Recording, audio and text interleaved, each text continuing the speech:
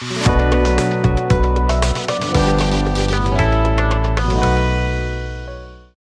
this tutorial, I will show you how to dynamically block a contact. Take a look at this flow. I will ask if the user is interested in our upcoming audition. If the user is not interested, I will reply with a thank you message and block the user. Let me show you.